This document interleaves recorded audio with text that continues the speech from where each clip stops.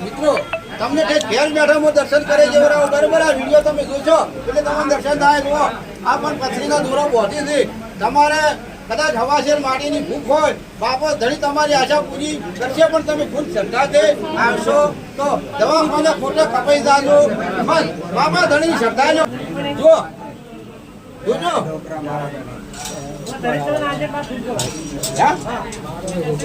ઉપર ઉપર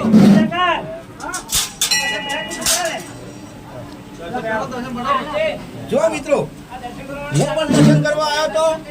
અને તમને પણ દર્શન આવી જાય મિત્રો તાકજો શ્રદ્ધા રાખશો આ બાપાને તમારું કામ પરિપૂર્ણ કરાવડાવો રહેશી ને મિત્રો જો તમે જો બાપાના દર્શન કરવા આવશો અમને આ દર્શન વિડીયો જોશો એટલે દર્શન થઈ જાય તમારું પરિપૂર્ણ કામ થાય મિત્રો જો આ વીર બાપો જેટલું કામ કરે છે એ તમને જો દેખાવો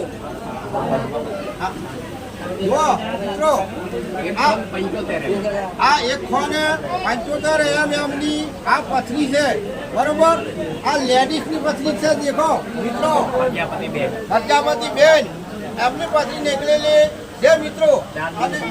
4 દિવસમાં મોટા અમે મોદી આવ્યા હતા એટલે રવિવાર ભરી ગયા એટલે આ પથરી નીકળી ગઈ અને બીજા આ જેટલે આ દાગો 18,000 પથરી જુઓ 18,000 એટલે 18,000 પથરી છે જુઓ આ દાગો જુઓ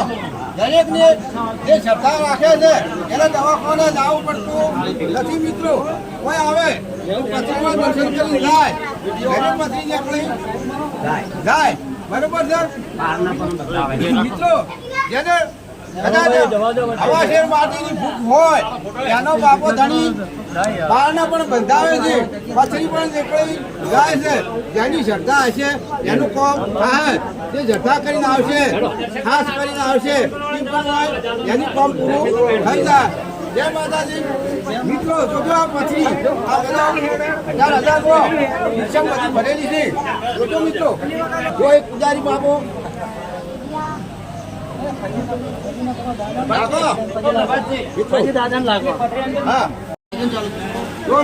લાલ નાજી છે ભાઈ તમે શા માટે આવ્યા છો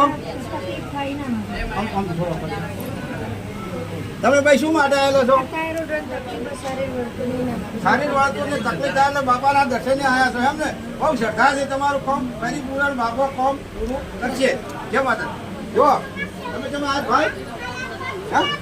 પથરી માટે શ્રદ્ધા દોરો બતાવ્યો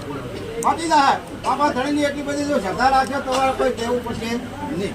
જો આ લેન્ડ પર એવા લાગીની છે પથરી વાય તમારે શું થાય ભાઈ પથરી તો મટી જાય બાપા ધણી મટાડી દો બીજા કોમથી આવ્યા છો ધરોઈથી ધરોઈ ડેમ છો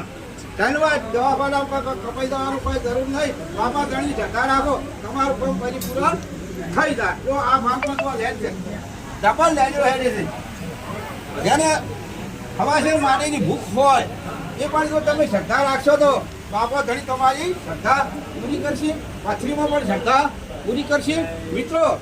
તમારું બહુ મનથી આવેલા હશો તમારું કામ પરિપૂર્ણ થાય જો 2 જણા દ્વારા વધવા બેસી છે કોઈ પણ પહોંચી વળતા નથી જો કેટલી લેન જાગે છે પાછું જમવાનું રહોડું ભોજન પાછું સારું છે જે પ્રસાદ દીધા વગર હોય આયા હોય ભોજન સારું થાય ને પ્રસાદ લઈ આવજો પ્રસાદની બગાડજો મત ખાવો એટલો પ્રસાદ લેજો ખાવે એટલો પણ બગાડ આપણે ભોજનનો તો ના કરવો જમવાનું લેવું હું ગણપતિ ઠાકોર બોલું ઇન્સ્ટાગ્રામમાં પણ મારા વિડીયો ચાલે છે યુટ્યુબમાં પણ ચાલે છે જોજો મિત્રો આ વિડીયો તમે જોશો તમને યાદ આવશે બાપા ધણી યાદ આવશે જય માતાજી